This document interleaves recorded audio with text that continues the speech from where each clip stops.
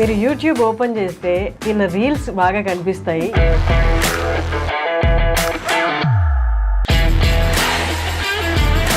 పెళ్లివారం అండి అన్న సిరీస్ చేశారు. సెకండ్ సీజన్ కూడా ఆల్మోస్ట్ అయిపోయింది. Virajitha is with us. Virajitha, మీరు వచ్చే వరకు నాకు తెలీదు మీరు సిఏపిడిటి అని. స్టార్టింగ్ సిఏపిడిటిలో వర్క్ చేసా. ఈ మధ్య కొంచెం లావ్ అయినట్టున్నా కదా. Actually your looking good. నిజం చెప్పాలంటే you're getting better day by day. మా రాజు కెమెరామెన్ ఏం చేశాడంటే కాల్ చేసి 4 o'clock ఇంటర్వ్యూ ఉంది, టైం స్లాట్ కావాలి స్టూడియోదే అని అడిగాను. లేదని మొహమాటంగా చెప్పేశాడు. కట్ చేసే ముందు ఎవరు అని అంటే విరాజిత అనగానే వెంటనే ఆల్రెడీ ఉన్న షూట్ని పోస్ట్ పోన్ చేసి విరాజితకి ఇచ్చాడు. అసలు ఏంటో నాకు అర్థం కాలేదు. విరాజిత క్రేజ్ అసలు.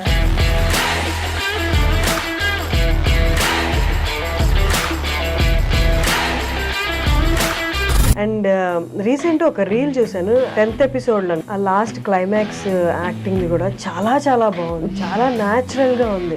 అప్పుడప్పుడు గుండె అనిష్కంటే ఎక్కువ బరువు మోస్తుంది Prasad.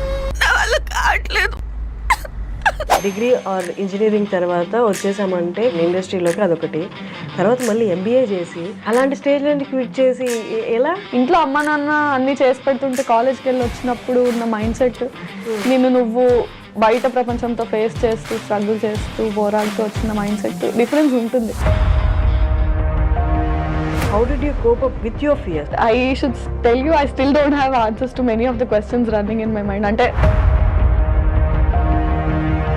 I don't have a choice. ఎందుకంటే నేను అన్నీ వదులుకొని వచ్చాను, వాళ్ళని కాదనుకొని వచ్చాను. కాబట్టి నేను ఎనీ ఆపర్చునిటీస్ లేదా ఏదైనా కొన్ని పరిధులు దాటి మనం చేయలేము. అండ్ మనకు వచ్చే ఆపర్చునిటీస్ అంటే ఇవాళ ఇట్లా షేప్ అవ్వడానికి reason many things that broke my heart or నాలాగే చాలా మంది యూట్యూబర్స్, యాక్టర్స్, నాతో పాటు డెబ్యూటెంట్స్ కెరియర్లో మన అనేవాడు ఉండదు.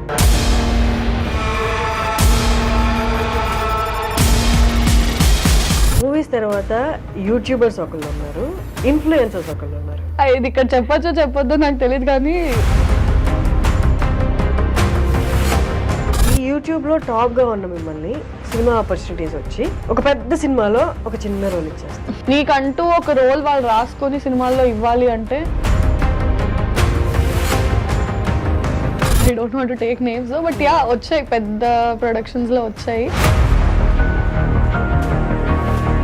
యాక్టింగ్లో అమ్మాయిలు సర్వైవ్ అవ్వడం చాలా ఈజీ అని చాలా మంది అనుకుంటారు. నువ్వు డిఫెండ్ చేయడానికి వద్దనడానికి కూడా ఏం లేదు. ఎందుకంటే అరే నువ్వు పబ్లిక్ ఫిగర్ అంటే పబ్లిక్ రైట్ ఉంది నీ గురించి మాట్లాడడానికి.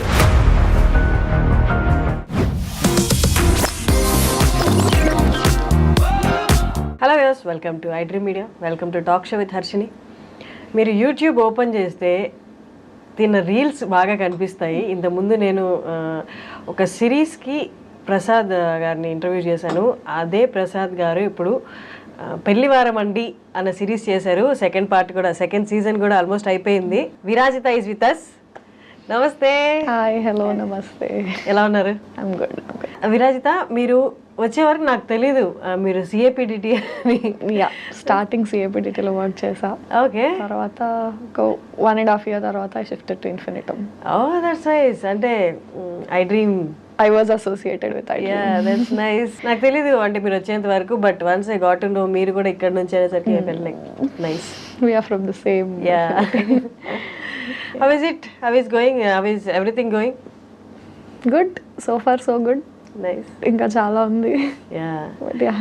బట్ పెళ్లివారం అండి సిరీస్ ఇప్పటి రోజుల్లో, ఇప్పటి కాలంలో అంటే పాస్ట్ 1-2 years తీసుకుంటే వెబ్ సిరీస్ అంటే యూట్యూబ్లో పెద్ద సక్సెస్ అయిన రేషియో ఉన్న వెబ్ సిరీస్ లేవు. బట్ ప్రసాద్ది అంతకుముందు సిరీస్ అండ్ ఈ సిరీస్ పెళ్లివారం అండి రెండు సూపర్ హిట్. ఎస్ కదా. పెట్టిన వెంటనే ఏ వీడియో ఓపెన్ చేసినా మిలియన్స్లో వ్యూస్ ఉంటున్నాయి. It's amazing. చాలా మంచి రైటర్ ప్రసాద్ వచ్చేసి. అంటే his got that audience pulse, అది తెలుసు, టార్గెట్ అది బాగా ఐడియా ఉంది తనకి. So yeah, this is a very hit series. ఇంకొకటి ఏంటంటే యాక్చువల్లీ ఈ 4 o'clockకి టైం స్లాట్ లేదు, స్టూడియో అవైలబుల్ లేదనమాట.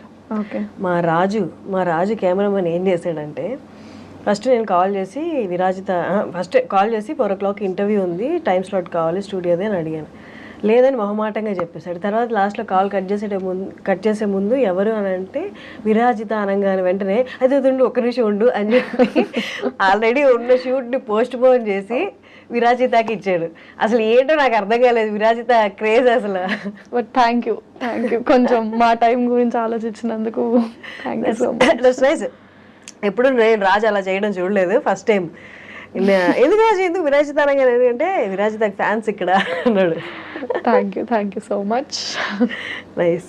అండ్ రీసెంట్ ఒక రీల్ చూసాను, అదే 10th ఎపిసోడ్లో, అదే లాస్ట్ సెకండ్, ఇంకా ఆ లాస్ట్ క్లైమాక్స్ యాక్టింగ్ది కూడా చాలా చాలా బాగుంది, చాలా న్యాచురల్గా ఉంది. అంటే వాజ్ దట్ అంటే ఇన్స్ట్రక్షన్స్తో జరిగిందా లేదా మామూలుగా మనకి? అంటే స్క్రిప్ట్ రాసిన తర్వాత హీ ఆబ్వియస్లీ గివ్స్ ఇన్స్ట్రక్షన్స్, నాకు ఇట్లా కావాలి అట్లా కావాలని. మన స్టైల్లో మనం చేసిన తర్వాత తనకి ఏమైనా యాడ్ ఆన్స్ ఇంప్రూవ్మెంట్స్ ఉంటే తను అడుగుతాడు, దాన్ని బట్టి. అప్పుడప్పుడు గుండె అనిష్ కంటే ఎక్కువ బరువు మోస్తుంది ప్రసాద్, నా వల్ల కావట్లేదు. Was that a single take? No, it was not a single take. I mean at a స్ట్రెచ్లో చేసాము, కానీ ఒక 2-3 takes తర్వాత అంటే మనం చేయాలనుకుంది, తనకు కావాలనుకుంది, ఇద్దరిది సెట్ అయ్యేది ఒకటి ఉంటుంది కదా. సో అలా. నైస్. విరాజిత కొన్ని వీడియోస్ ఇంటర్వ్యూస్ చూశాను కానీ, but for hour I dream viewers ఒక్కసారి మీరు ఎక్కడి నుండి and your educational background? I'm from Vizag, Visakhapatnam, and MBA complete చేశాను.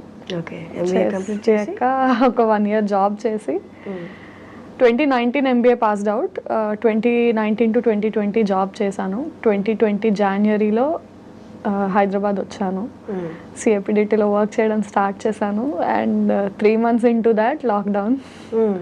CAPDT ఎలా? హౌ అంటే ఏదైనా కాంటాక్ట్ ఉందా? హౌ కాంటాక్ట్ అంటే ఒక రైటర్ ఉన్నాడు, రవితేజ ఓర్గంటి అని. He was my school senior. Okay. So తనతో మాట్లాడి ఐ వాజ్ లైక్, నాకు ఇలా ఇంట్రెస్ట్ ఉంది, ఏమైనా మీడియా హౌసెస్ నువ్వు ఆల్రెడీ వర్క్ చేసినావు కదా అంటే, ఒక ఆడిషన్ అరేంజ్ చేయగలను, దట్స్ నాట్ అన్ ఇష్యూ అన్నాడు. ఆడిషన్ తర్వాత అలా వాళ్ళకి నచ్చడం, ఒక ఫీమేల్ ఫ్లాట్మేట్ అని ఒక సిరీస్లో కాస్ట్ అవ్వడం, అది హిట్ అవ్వడం, ఇంకా అక్కడి నుంచి then immediately lockdown happened. Female flatmate season 1 తర్వాత ఫస్ట్ లాక్డౌన్, సీజన్ 1 అవుతుండగానే ఫస్ట్ లాక్డౌన్ వచ్చింది. కొంచెం ఇంకా లాక్డౌన్ అయ్యాక అన్ని స్ట్రిక్ట్ అయిపోయాయి కదా మనకి. 3rd లాక్డౌన్ వరకు కూడా కొంచెం కోవిడ్ అనేది ఇబ్బంది ఇంకా విపరీతంగా ఉండదు కదా.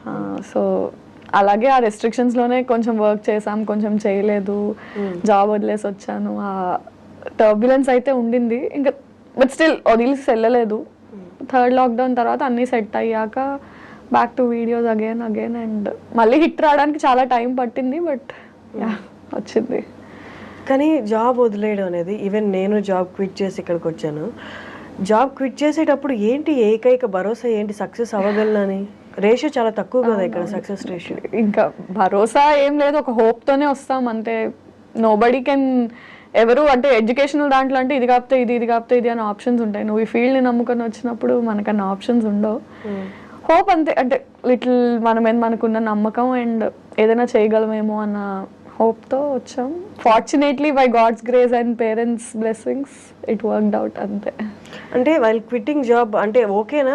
చాలా మందికి ఆప్షన్ ఉండదు, ఫైనాన్షియల్ గా సస్టైన్ అవ్వగలనా లేదా అని. మీకు ఆప్షన్ ఉందా? లేదు. లక్కీగా మా పేరెంట్స్ ఇద్దరు ఎంప్లాయీసే, నా మీద డిపెండెంట్ అయ్యే ఫ్యామిలీ కాదు. So I could take that. దానికి నేను ఎప్పుడు I'm thankful to them. And బయట నేను ఎవరికి చెప్పినా కూడా అదే అంటాను, quitting job I don't suggest people, because చాలా ఫ్యామిలీస్ మన ఎర్నింగ్ మీద డిపెండెంట్ ఉంటాయి. వాళ్ళ నీ గోలా అంటే I somehow feed them first and then you have to look after your goal. But ఈ కేసులో, నా కేసులో లక్కీగా బై గాడ్స్ గ్రేస్ పేరెంట్స్ నా మీద డిపెండెంట్ కాదు. So I was free enough to make my choice. Siblings ఉన్నారా? లేరు, ఒక అమ్మాయి. కానీ డిగ్రీ ఆర్ ఇంజనీరింగ్ తర్వాత వచ్చేసామంటే ఫీల్డ్లోకి, ఐ మీన్ ఇండస్ట్రీలోకి, అదొకటి. తర్వాత మళ్ళీ MBA చేసి ఇట్స్ లైక్ అంటే ఆల్మోస్ట్ అది చూస్ చేసుకోవడం కాదు, ఇంకా డిటర్మైండ్ అనమాట ఇట్లే వెళ్ళాలని. అలాంటి స్టేజ్ నుంచి క్విట్ చేసి ఎలా సమ్హౌ ఫీల్ అంటే, చాలా మంది మేము ఇప్పుడు కాలేజెస్కి వాటికి ప్రమోషన్స్కి అది వెళ్ళినా, inter students, degree students when they say they passionate to be a part of this field. Acting అనే కాదు, రైటింగ్, డైరెక్షన్, ఎడిటింగ్ ఏదైనా ఇంట్రెస్ట్ ఉంది అన్నప్పుడు ఐ సజెస్ట్ దెమ్ చదువుకోండి, ఫస్ట్ చదువు కంప్లీట్ చేయండి. బికాజ్ అంటే ఒక 17, 18, 20 ఆ ఏజ్లో మనకున్న మెచ్యూరిటీకి మనం స్టడీస్ కంప్లీట్ చేసిన తర్వాత ఎక్స్పోజర్ వచ్చాక జాబ్ చేసి డిఫరెంట్ ఎన్విరాన్మెంట్స్లో వర్క్ చేశాక మనకు వచ్చే మెచ్యూరిటీ అండ్ ఎక్స్పోజర్కి చాలా డిఫరెన్స్ ఉంటుంది. And financially how to handle your self. ఇంట్లో అమ్మ నాన్న అన్నీ చేసి పెడుతుంటే కాలేజ్కి వెళ్ళి వచ్చినప్పుడు ఉన్న మైండ్ సెట్ నిన్ను నువ్వు బయట ప్రపంచంతో ఫేస్ చేస్తూ స్ట్రగుల్ చేస్తూ పోరాడుతూ వచ్చిన మైండ్ సెట్ డిఫరెన్స్ ఉంటుంది. సో నువ్వు అక్కడ సర్వైవ్ అవ్వగలవు అన్న నమ్మకం నీకు అది క్రియేట్ చేస్తుంది కూడా. యా అంటే MBA చదివాను, జాబ్ కూడా చేశాను, but somehow I felt now I'm determine enough to make a choice. And somehow అంటే నీకు బయట ఎట్లుంటుందంటే చదువు మధ్యలో ఆపేసి డిగ్రీలోనో ఇంటర్లోనో ఆపేసి ఇటు వస్తే చేతకాక వచ్చావు అంటారు. ఇప్పుడు నువ్వు చదువు కంప్లీట్ చేసి జాబ్ కూడా తెచ్చుకొని వస్తే వద్దనుకొని వచ్చావు అంటారు. That makes a difference. Still yeah నేను మీతో అగ్రీ చేస్తాను. ఆ జర్నీకి కొంత అమౌంట్ ఆఫ్ రెస్పెక్ట్ కూడా తీసుకొస్తుంది ఇక్కడ. ఆ జర్నీ ఊరికే పోదు. It's nice. కానీ ఇక్కడికి వచ్చాక పేరెంట్స్ ప్రొటెక్షన్, జాబ్ ప్రొటెక్షన్ అనేది మైండ్లో ఉండి లైఫ్ని ఫేస్ చేయడం ఒకటి, కెరియర్ని ఫేస్ చేయడం ఒకటి. ఇక్కడికి వచ్చేసి ఒంటరిగా వాళ్ళ సజెషన్ ఇవ్వడానికి కూడా వాళ్ళకేం తెలిసి ఉంటుంది పాపం. దీనికి ఏం కోర్స్ లేదు కదా చదువుకునే వాళ్ళకి. ఇంకా భయమే ఉంటుంది, అయ్యో ఆడపిల్ల ఒకటి అక్కడికి వెళ్ళి ఫీల్డ్ ఏమీ తెలియదు అని. Any parent is like that. ఏం తెలియదు వాళ్ళకు కూడా పాపం. అంటే ఎడ్యుకేషనల్ ఫీల్డ్స్లో అయితే వాళ్ళు ఏమైనా సజెస్ట్ చేయగలరు, ఈ కెరియర్ ఆ కెరియర్ అని. ఇది టోటల్లీ న్యూ అయ్యేసరికి వాళ్ళకి ఇబ్బంది అయింది. బట్ యా మెల్లమెల్లగా వాళ్ళని సక్సెసే ఇప్పుడు కొంచెం వాళ్ళని స్టెబిలైజ్ చేసిందని ఫీల్ అవుతాను నేను. ఓకే, వాళ్ళది పక్కన పెడితే how did you cope up with your fears? అంటే ఇక్కడికి వచ్చాం సరే, వాళ్ళకి సమాధానం చెప్పాలి. నీ పర్సనల్ పర్స్యూ చేస్తున్న ఈ కెరియర్ ఏదైతే ఉందో అది సక్సెస్ఫుల్ పాత్లో వెళ్ళాలి. అసలు అంటే మీకు మీరు ఎలా సమాధానం చెప్పుకున్నారు? I should tell you, I still don't have answers to many of the questions running in my mind. అంటే 2020లో స్టార్టింగ్లో ఉన్న క్వశ్చన్స్ 2024లో ఇప్పుడున్న క్వశ్చన్స్ వేరు. బట్ క్వశ్చన్స్ అయితే మైండ్లో ఇంకా ఉంటూనే ఉంటాయి. As long as you have answers, new questions start popping up అన్నట్టు ఇప్పటికీ అనిపిస్తుంది, అరే వాట్ నెక్స్ట్ ఏం చేస్తాం. ఐ మీన్ ఇంకా ఇన్ని హిట్ సిరీస్లో వచ్చినా కూడా still it's a question mark and still it's a హజిల్ only. ఎలా ఆన్సర్ చేసుకున్నాం అంటే it's just that I'm determine to work. అంటే టాలెంట్, హార్డ్ వర్క్ బిలీవ్ చేసుకుని someday I will make it అన్న హోప్ అయితే ఉంది. సో అంటే సక్కం చేసే సిచ్యువేషన్స్ చాలా వచ్చినా కూడా ఇంకా I don't have a choice. ఎందుకంటే నేను అన్నీ వదులుకొని వచ్చాను, వాళ్ళని కాదనుకొని వచ్చాను కాబట్టి నేను చేయాలి. నేను కాకపోతే ఇంకెవరు చేయరు. So for me I only have to stand. Even if I'm scared, even if I'm drowned, ఏమైపోయినా సరే నిలబడాల్సింది నేనే. సో ఇంకే ఆప్షన్ లేదు కాబట్టి ఐ హ్యాడ్ టు స్టాండ్ అంతే. అంటే ఇన్ని సిరీస్ తర్వాత కూడా నెక్స్ట్ అనేది పాత ఏమి డిటర్మైన్డ్గా ఉండదు కదా, యాజ్ యూ సెడ్ అక్కడ భయం ఉంటుంది అని. బట్ మై క్వశ్చన్ ఈజ్, అసలు ఏంటి, you want get into films or ఏ యాక్టింగ్ అయినా పర్లేదు అనుకున్నారా? No, I want to get into films obviously. అంటే మనం చిన్నప్పటి నుంచి ఏది చూసి ఇన్స్పైర్ అయ్యామంటే సినిమాయే మనల్ని ఇన్స్పైర్ చేస్తుంది at any point of time. Definitely want to get into films. And it's not a cake walk also. It's not easy that you just get anything. And try చేస్తున్నాము. అంటే definitely 4 years back కన్నా ఒక better పొజిషన్లో ఇప్పుడు ఉన్నాము. And with hope that ఇప్పటికన్నా better పొజిషన్లో next ఉంటాం. ఎందుకంటే మనకంటూ ఒకటి క్రియేట్ చేసుకున్నాం కాబట్టి ఆ హార్డ్ వర్క్ అదంతా it just won't go in vain. All these years you worked and you're standing here. So definitely you'll make it further అన్న కాన్ఫిడెన్స్ అయితే ఉంది. సో ఫర్ ఎనీ ఆపర్చునిటీస్ లేదా ఏదైనా? యా చేస్తున్నాను కొన్ని ఫిలిమ్స్. అండ్ అగైన్ అంటే అదే our industry is very volatile. అంత సర్టెన్ కాదు.